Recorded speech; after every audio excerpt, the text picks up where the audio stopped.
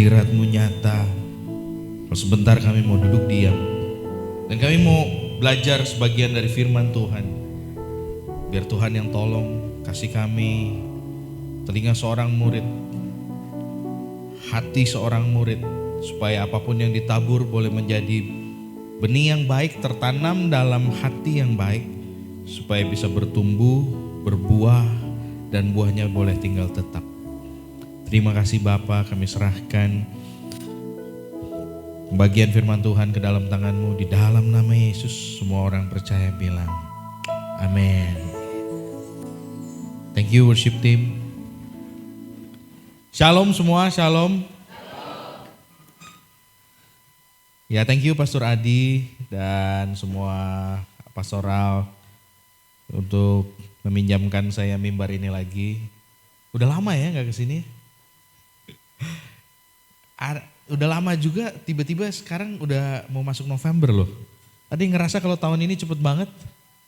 Gak ada, itu saya doang. Kalau yang belum kenal saya, nama saya Yohanes.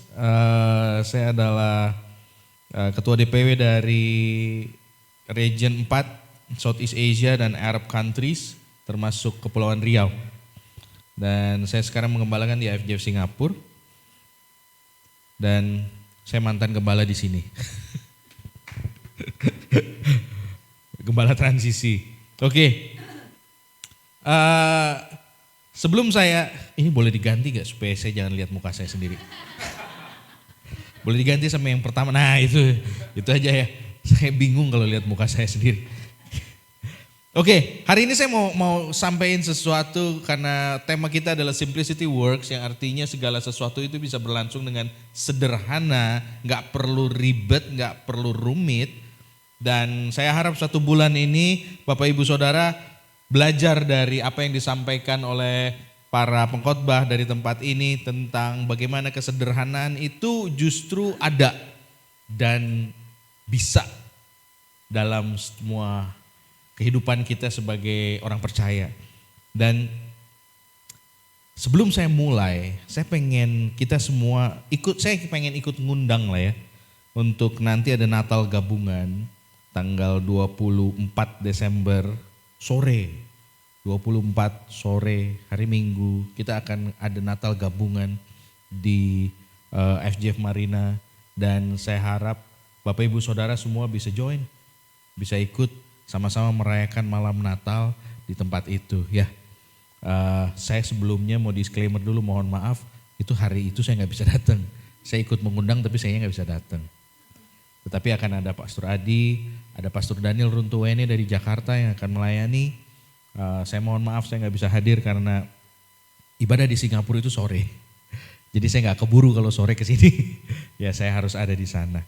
Oke, dan yang kedua saya meminta untuk semua jemaat untuk bisa sama-sama berdoa semakin kencang dengan iman yang semakin mantap, karena kelihatannya segala sesuatu tentang gedung Tuhan sudah berikan lampu hijau. Dan saya punya 2 berita tentang gedung. Yang pertama adalah semua uang yang dibutuhkan untuk gedung itu sudah terkumpul. Haleluya. Sudah ada uangnya. Berita kedua adalah tapi uangnya masih di kantong Bapak Ibu Saudara semua. Dan di kantong para banyak-banyak donatur. Dan kita berdoa sama-sama supaya berita ini tidak cuma jadi berita, tetapi bisa segera diwujudkan dan kita akan sama-sama bangun tempat ini, amin. Gini, saya tuh nggak pernah bikin building fund. Dulu di Bandung juga bikin building fund, kita nggak bikin yang minta semua orang buat datang dan kasih gitu. Caranya nggak gitu. Kenapa? Karena saya percaya bahwa simple faith, tempat ini punya Tuhan. Dia yang bakal kasih tempat ini, dia yang bakal urus. Yang perlu kita lakukan adalah melakukan apa yang kita bisa, yang terbaik yang kita bisa. Itu aja. Saya nggak minta ada yang nutup dana tiba-tiba kita butuh 1 M terus nutup gitu. Enggak. Kita butuh berapa M terus nutup. Enggak, saya nggak minta itu. Dan saya yakin Tuhan nggak minta itu. Yang dibutuhkan adalah simple faith. Sebelum saya masuk khotbah hari ini, simple faith, ini adalah lanjutan dari khotbah saya minggu lalu di Singapura.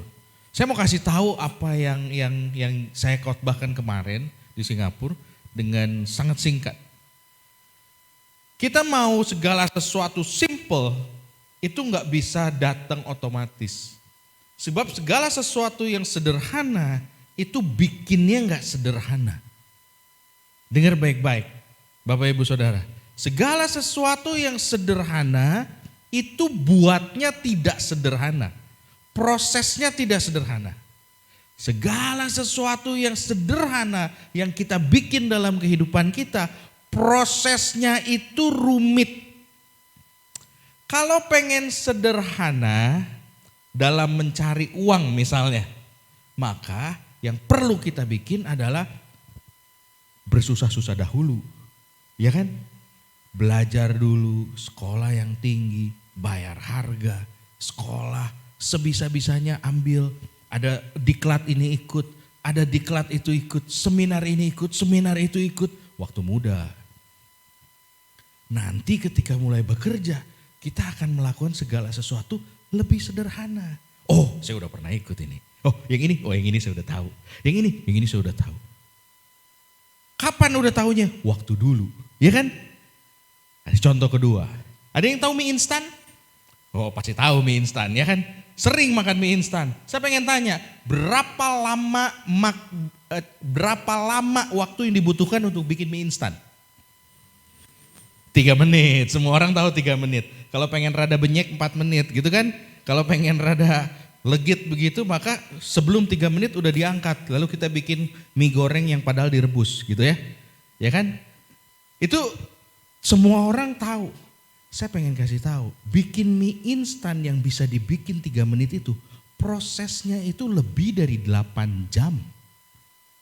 Dari tepung, lalu kemudian dipack, lalu dicetak, bukan dicetak sih, dilewatin adonan itu sampai terbentuk, lalu kemudian mereka harus goreng, panasin itu. Lalu setelah dipanasin, didinginkan sampai beku supaya semua nutrisinya tetap ada di situ. Dari situ masih ada proses potong, proses masuk ke kemasan, baru nyampe ke kita 3 menit jadi.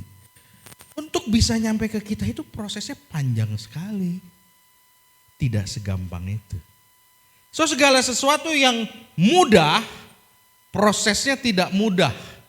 Kalau kita nggak mau jalanin prosesnya, tidak akan pernah ada kemudahan. Catat baik-baik. Nah sekarang baru saya mulai khotbah saya hari ini. Ada satu bagian firman Tuhan yang semua orang tahu dan semua orang, saya senang sekali tadi ada lagu yang apa yang tidak pernah dilihat mata, didengar oleh telinga, dan tidak pernah timbul di dalam hati, 1 Korintus 2 ayat 9, datang dari Yesaya 64 ayat 4. Tuhan akan kasih bagi mereka yang menanti-nantikan dia. Yesaya bilang begitu. Paulus bilang di 1 Korintus 2 ayat 9, dia bilang bagi mereka yang mengasihi dia. Ada satu bagian firman Tuhan, Ibrani 11 ayat 1. Iman adalah dasar dari segala sesuatu yang kita harapkan dan bukti dari segala sesuatu yang tidak kita lihat. Saya pengen kasih tahu ini bahwa bukti dari segala sesuatu yang tidak kita lihat itu artinya iman itu tidak sederhana. Iman itu tidak sesederhana itu.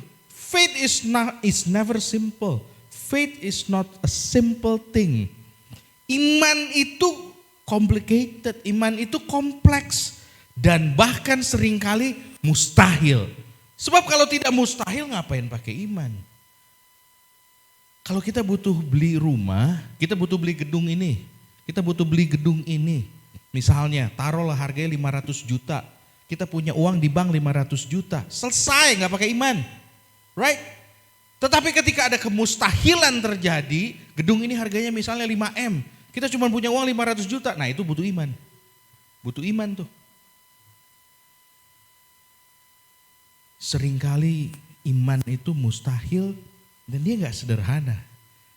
Tapi hari ini saya pengen kasih tahu sisi iman yang sederhana yang datang dari Ibrani 11. Ibrani 11 saya gak mau bahas tentang yang saya mau coba untuk ekstrak seluruh pasal Ibrani 11 ke apa yang saya mau sampaikan. Ini bicara tentang heroes of faith. Ada banyak sekali pahlawan-pahlawan iman. Yang pertama yang disebut di ayat keempat adalah Habel. Karena iman, Habel telah mempersembahkan kepada Allah korban yang lebih baik daripada korban Kain. Dengan jalan itu ia memperoleh kesaksian kepadanya bahwa ia benar karena Allah berkenan akan persembahannya itu. Dan karena iman, ia masih bisa berbicara padahal dia sudah mati. Saya pengen kasih tahu Bapak Ibu Saudara, Habel itu mempersembahkan yang terbaik. Tapi Kain juga mempersembahkan yang terbaik. Masalahnya ini adalah pertama kalinya persembahan diberikan. Belum pernah ada cerita offering sebelum itu. Ini adalah offering yang pertama yang manusia bikin. Lalu sekarang kok bisa yang Kain diterima, yang Kain gak diterima, yang Habel diterima? Lalu saya protes dong sama Tuhan. Kain tuh gak ngerti, dia juga kasih yang terbaik. Sayuran yang terbaik, yang sudah dia olah, yang dia udah jaga. Lalu kemudian dia potong, dia persembahkan bagi Tuhan. Terus Tuhan bilang enggak. Kenapa iman Habel disebut lebih baik? Kenapa? Karena iman Habel dibenarkan. Bapak Ibu Saudara, ini enggak complicated sama sekali. It's a simple thing, ini sederhana banget. Kejadian 4 ayat yang keempat bilang begini, Habel juga mempersembahkan korban persembahan dari anak sulung kambing dombanya, yakni lemak-lemaknya. Maka Tuhan mengindahkan Habel dan korban persembahannya itu. Ini enggak rumit, enggak usah mikir macam-macam, enggak usah pakai telaah teologi, enggak usah kita cari, enggak perlu S2 teologi buat lihat ini. Yang bisa kita lihat adalah ini adalah hal yang paling sederhana. Kamu akan kehilangan anak domba sulung kalau kamu mempersembahkan anak domba sulung. Tetapi kamu tidak akan pernah kehilangan sayuran sulung kalau kamu mempersembahkan sayuran. Dalam 3 bulan sayuran ada lagi. Dan itu yang sulung. Yang pertama keluar, first crop. Pertama keluar, sulung. Tetapi anak domba yang sulung itu cuma ada 1. Kalau nanti lahir lagi, itu bukan sulung. Itu sudah yang kedua.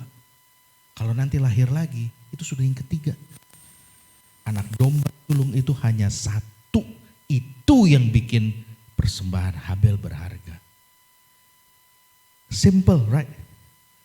Saya gak mau bahas kenapa Tuhan gak kasih tahu Kain, enggak, itu lain cerita.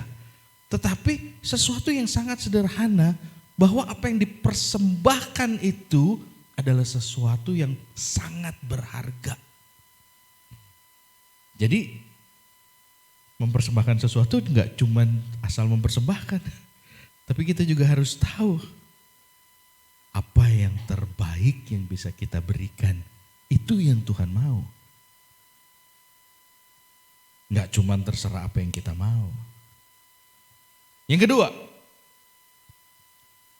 Ibrani 11 ayat yang kelima, ada nama kedua yang disebut. Karena iman Henoch terangkat, supaya ia tidak mengalami kematian dan ia tidak ditemukan.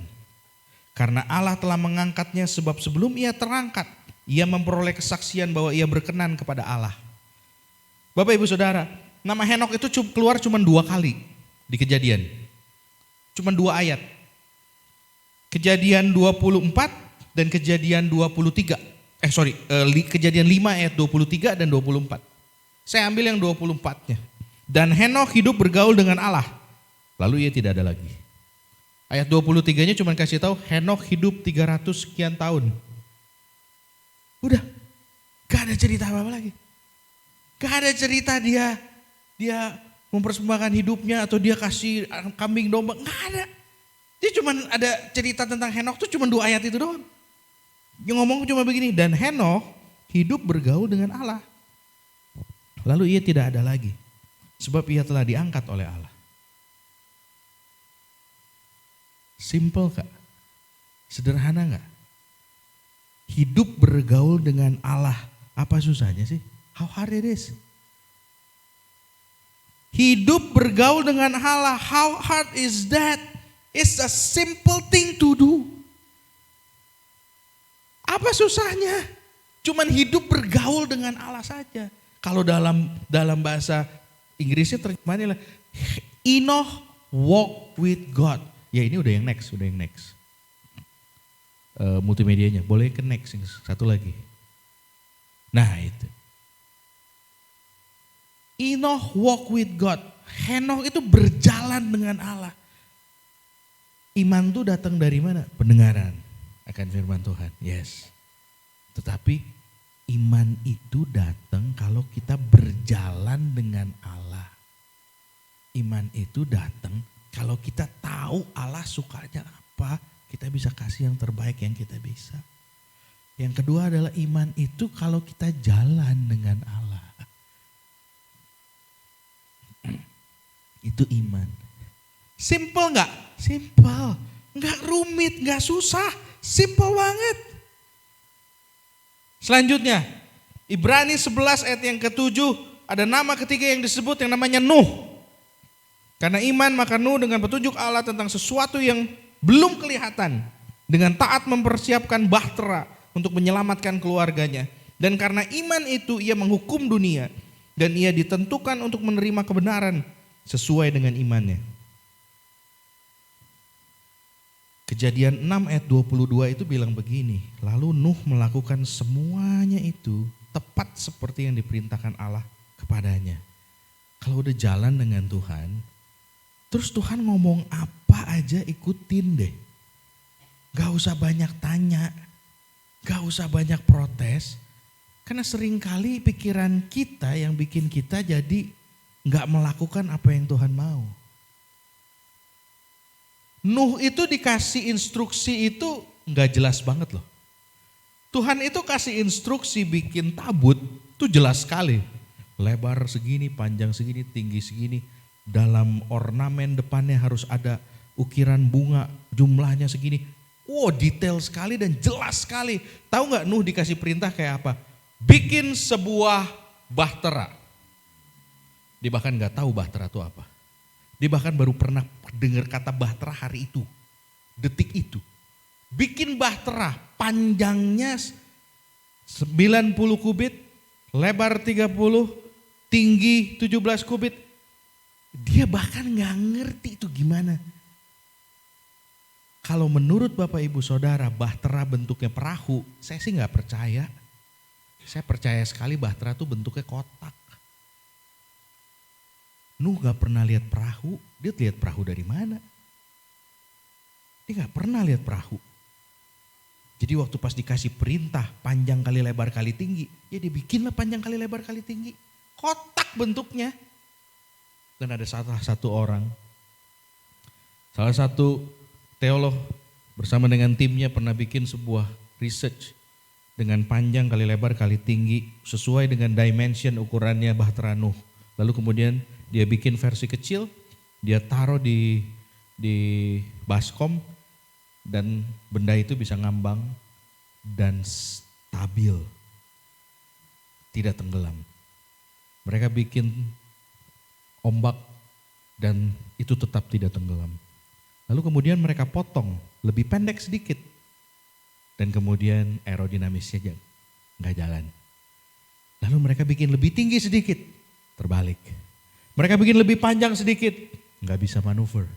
Mereka bikin lebih pendek, lebih slim, jatuh. Ukurannya pas untuk bisa ada dan bertahan selama air bah ada. Kalau Tuhan suruh, lakuin aja. Walaupun perintahnya nggak jelas. Tuhan, ini kayaknya perintahnya nggak jelas, pasti bukan dari Tuhan. Nuh juga dikasih perintah nggak jelas. Panjang kali lebar kali tinggi, selesai. Dari kayu gofir, lalu kemudian dikasih ter, supaya bisa ngambang. Dia bahkan nggak ngerti ngambang itu apa. Orang nggak pernah ada hujan. Dia bahkan belum pernah lihat hujan. Dia dikasih tahu bakal ada banjir dari hujan, dia nggak pernah lihat hujan. Segala sesuatunya tuh buta buat dia. Makanya Ibrani bilang dengan petunjuk Allah tentang sesuatu yang belum kelihatan. Ibrani itu kasih tahu begitu. So it's simple. Iman itu simple, ikut Tuhan tuh simple. Nggak rumit. Asal kita jangan banyak protes. Kalau kebanyakan protes, tanya, bikin panjang kali lebar kali tinggi, bentuknya gimana Tuhan? Pintunya di mana?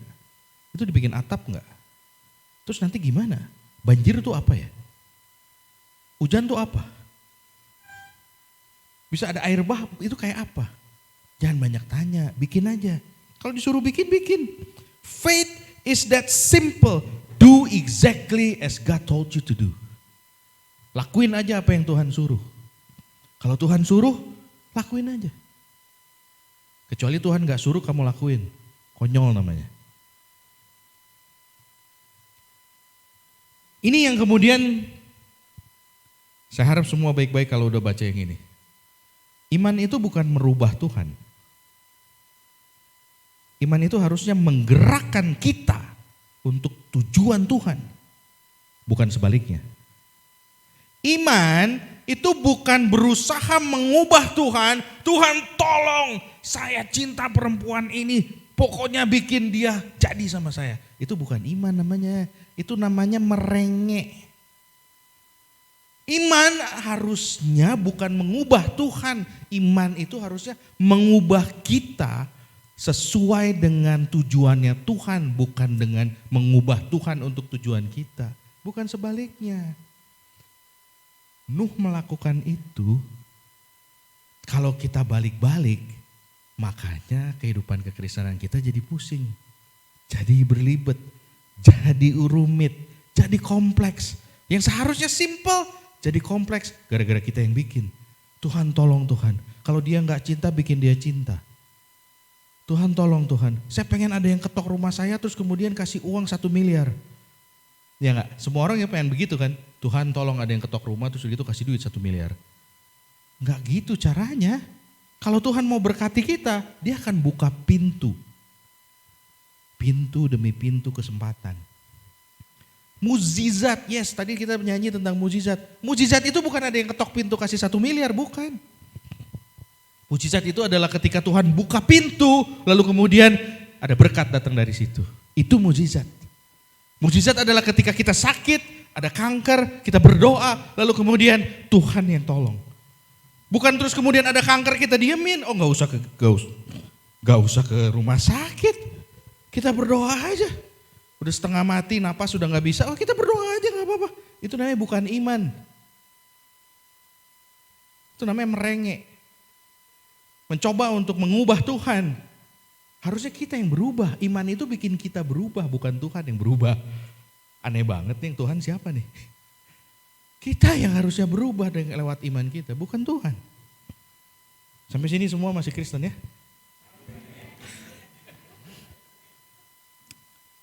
Yang selanjutnya adalah nama Abraham. Karena iman Abraham taat. Ketika ia dipanggil untuk berangkat ke negeri yang akan diterimanya menjadi milik pusakanya. Sekarang lagi ribut nih, lagi ribut ya. Ya. Tadi kita ikut berdoa ya buat Israel dan Palestina. Yang harus kita doakan adalah tempatnya. Ya, ini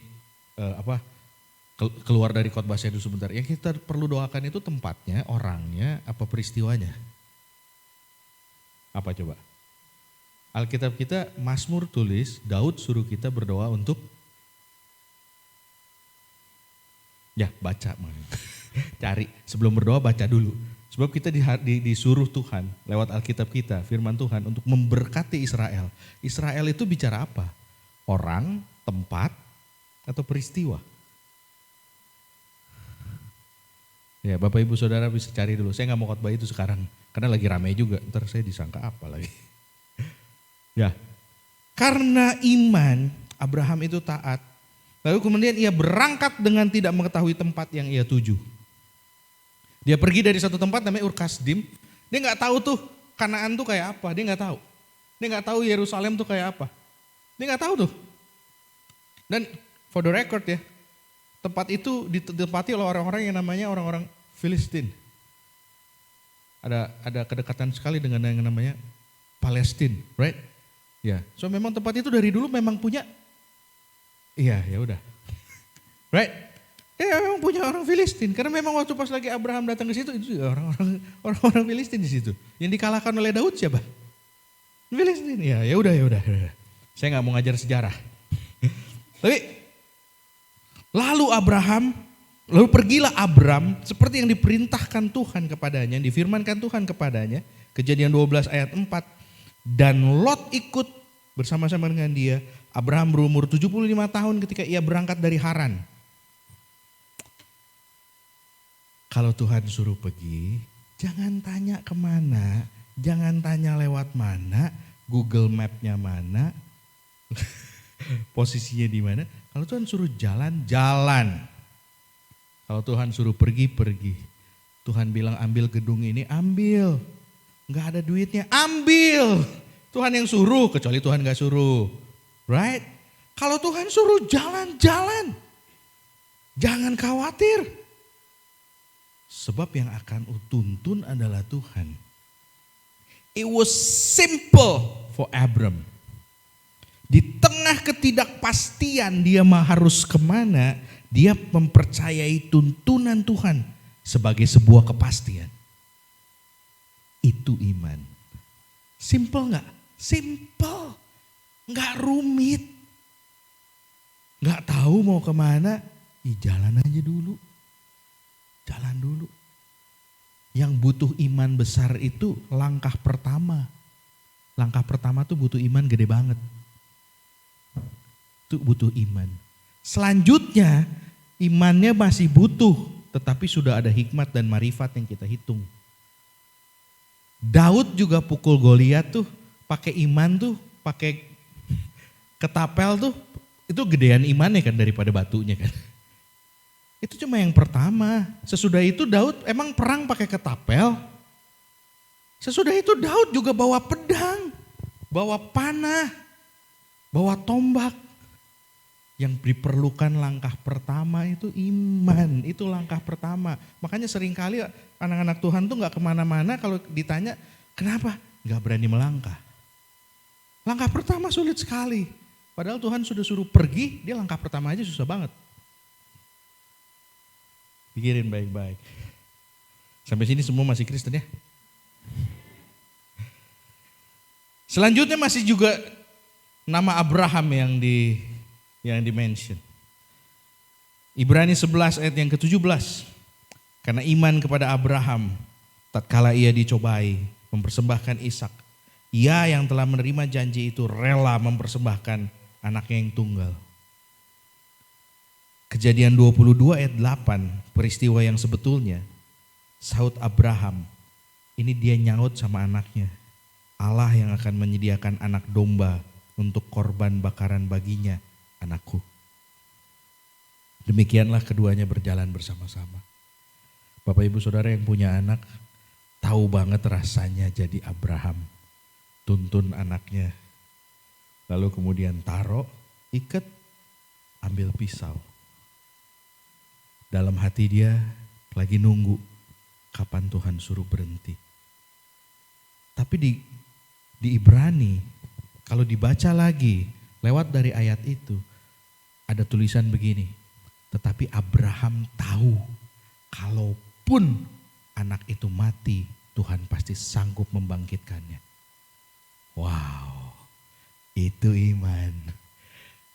Kalau kita mau iman itu ada, iman itu dasar dari segala sesuatu yang tidak kelihatan. Udah kelihatan dombanya? Belum.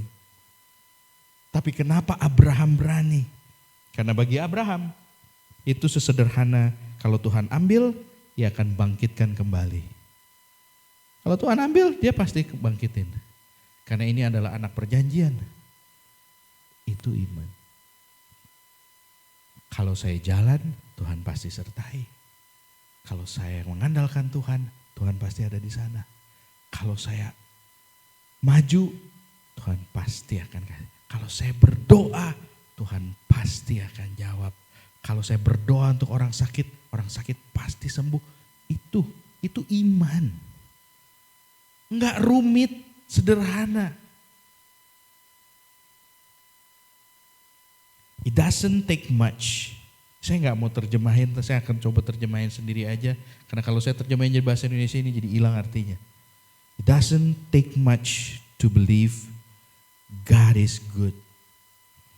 He is faithful and He loves us so much. Nggak butuh usaha banyak-banyak untuk bisa ngerti bahwa Allah itu baik dan Dia itu setia dan Dia itu mengasihi kita, sangat mengasihi kita. Jadi nggak mungkin kalau kita berdoa Dia nggak jawab, kalau kita minta Dia nggak kasih, kalau kita jalan sama Dia, Dia nggak berikan apa yang kita butuhkan. Gak mungkin. Yang mungkin adalah kita nggak pernah jalan sama Dia, kita nggak pernah ikutin Dia maunya apa, kita nggak pernah nurut waktu Dia suruh, tapi pas giliran berdoa suaranya kenceng banget. Tuhan, tolong Tuhan, kabulkan. Lu jalan enggak, disuruh enggak mau. Semua perintah tidak dilakukan, giliran berdoa paling kenceng. Ya Tuhan bilang berdoa juga ada yang salah berdoa. Sebab doa yang dikabulkan itu doa orang benar besar kuasanya. Doa orang yang kurang benar ya kurang besar kuasanya. Gitu aja, simple. Enggak susah-susah, simplicity works. Sederhana banget.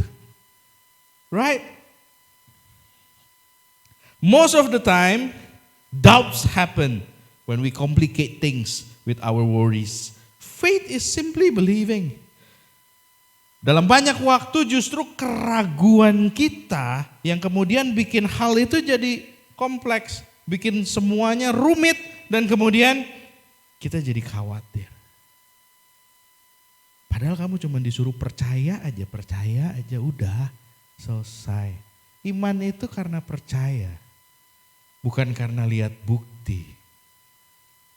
Saya berhenti sampai di situ, sebab masih ada banyak nama lain. Tetapi di akhir dari Ibrani 11 bilang begini, semua nama-nama yang disebut, mereka tidak lihat janji Allah menjadi kenyataan dalam masa kehidupan mereka. Abraham gak pernah lihat anaknya punya anak sekian banyak, gak pernah. Lagian bukan anaknya juga yang punya anak sekian banyak. Right? Dari 12 itu yang kemudian jadi sekian banyak. Dia gak pernah lihat tuh cucunya 12. Dari semua orang yang disebutkan, semua pahlawan iman, tidak ada satupun yang lihat pernyataan janji Allah dalam kehidupan mereka. Tetapi mereka adalah orang-orang yang beriman. Artinya apa?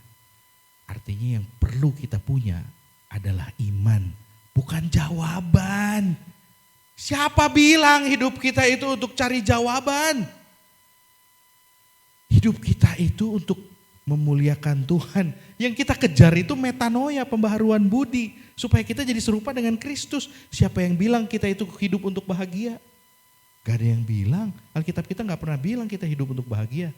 Alkitab kita juga gak pernah bilang bahwa kita hidup untuk menikmati jawaban-jawaban doa. Gak pernah ada. Ayatnya di mana? Tolong kasih tahu saya kalau ketemu. Saya juga mau hidup kayak gitu. Tapi yang diperlukan adalah orang beriman, adalah orang yang percaya padahal belum lihat. Yang lihat siapa? Mungkin generasi sesudahnya. Mungkin anak-anak kita. Saya akan selesai dengan ini. Ada dua hal. Dua hal yang perlu kita ingat baik-baik dan kita pegang baik-baik. Itu adalah gambar yang saya masukin ke ChatGPT dengan AI, Artificial Intelligence. tentang khotbah ini. Dan kemudian itu yang keluar. Gambar itu cerita bahwa manusia perlu cari Tuhan. Dan gak perlu pegang sekian banyak gadget yang ada di ranjangnya dia. Sebab gadget itu gak bantu kamu kemana-mana. Tetapi kita perlu cari Tuhan supaya kita bisa hidup sesuai dengan yang Dia mau. Ada dua hal yang kita perlu ingat sama-sama. Allah itu ada, Dia nyata, Dia Allah yang hidup, dan Dia peduli dengan saya. Oke, kalau kita bisa terima itu semua, maka yang kedua yang perlu kita lakukan adalah saya akan terus mencari Dia. Jalan sama Tuhan, cari Tuhan. Kalau Tuhan ngomong, tapi pastor saya gak pernah dengar Tuhan ngomong. Pernah nyoba enggak? Ya gak pernah. Ya gak pernah, ya sulit dong. Pernah nyoba gak dengar suara Tuhan? Pernah gak nyoba untuk kalau berdoa jangan banyak minta, tapi banyak dengar. Duduk diam lalu kemudian dengar Tuhan. Say something. Tuhan tuh gak susah kok. Tuhan tuh gak complicated. Tuhan itu sederhana. Saya suka dengan satu orang, mentor saya pernah bilang begini, our God is a supernatural God. Allah yang supernatural, yang luar biasa. But He always deliver in the most natural way. Dia selalu jawab dengan cara yang paling natural. Seringkali kita berharap kalau Tuhan bicara ada suara, cuma Samuel yang dengar suara. Kalau Bapak Ibu dengar suara luar biasa.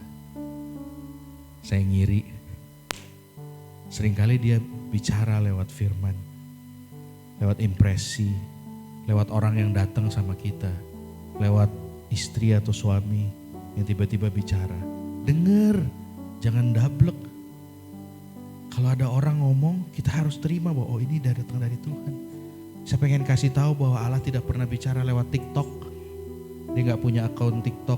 Allah gak pernah bicara lewat Instagram, dia gak punya akunnya. Allah gak pernah bicara lewat quotes-quotes yang cuman bentuknya satu halaman, bentuknya kotak. Enggak.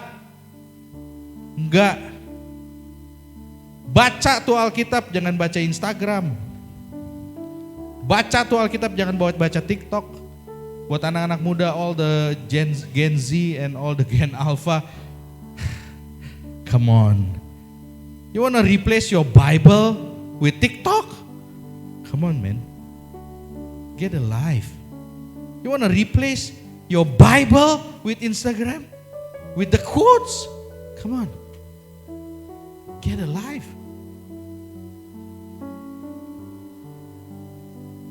Ibrani 11 ayat yang ke-6 bicara begini, tetapi tanpa iman tidak mungkin orang berkenan kepada Allah. Sebab barang siapa berpaling kepada Allah, ia harus percaya bahwa yang pertama Allah ada, yang tadi saya bilang. Dan yang kedua, bahwa Allah memberi upah kepada orang yang sungguh-sungguh mencari Dia. Cari Tuhan. Cari Tuhan. Cari Tuhan gimana pastor? Baca Alkitab. Baca Alkitab, berdoa. Mau kemana-mana juga ujung-ujungnya adalah baca Alkitab dan berdoa. Christianity is that simple. Simplicity works. Pastor saya pengen sekolah teologi, sering berdoa enggak? Sering baca Alkitab enggak? Enggak pernah. Ngapain sekolah teologi? Ngapain? Pastor saya pengen berkhotbah. Enggak usah berkhotbah, yang pertama yang perlu kamu lakukan adalah berdoa dan baca Alkitab. Sebab itu yang kamu perlukan. That's simple. Saya enggak lagi marah-marah ya, enggak ya? Enggak ya? Enggak. Saya orang yang baik banget kok, jarang banget marah-marah. Simplicity works. Kekristenan itu sederhana Bapak Ibu. Sesederhana kita berdoa dan cari Dia. Dan percaya bahwa Dia ada dan mengasihi kita, amin. Saya harap apa yang saya bagikan ini bisa memberkati Bapak Ibu Saudara semua. Dan mulai belajar bahwa iman itu sederhana. Gak susah. Amin. Ya saya mau ajak kita semua sama-sama tundukkan kepala dan sama-sama kita berdoa.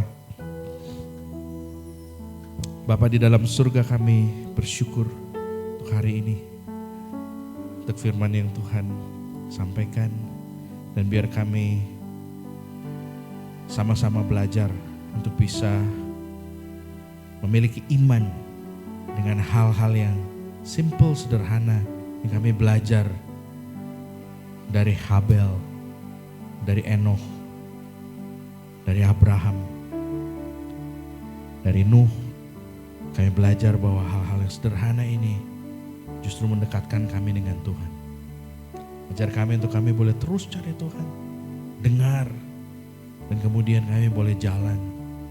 Setiap kali Tuhan suruh, setiap kali Tuhan minta, kami tidak mau mengeraskan hati kami, tapi kami mau jalanin. Dan hamba berdoa untuk semua jemaat yang ada di tempat ini, untuk terus hidup dari mukjizat ke mukjizat yang lain, dari anugerah ke anugerah yang lain, supaya Tuhan terus selalu pimpin kehidupan jemaat di sini. Terima kasih Bapa, apabila Engkau baik-baik mendengarkan firman Tuhan yang dibagikan pada pagi hari ini. Pulanglah membawa sukacita dan sejahtera Allah, berkat-berkat daripada Allah Bapa. Dan apapun yang Engkau kerjakan, semua yang tanganmu sedang kerjakan, Tuhan akan bikin berhasil. Di dalam nama Yesus, semua orang percaya bilang, amin.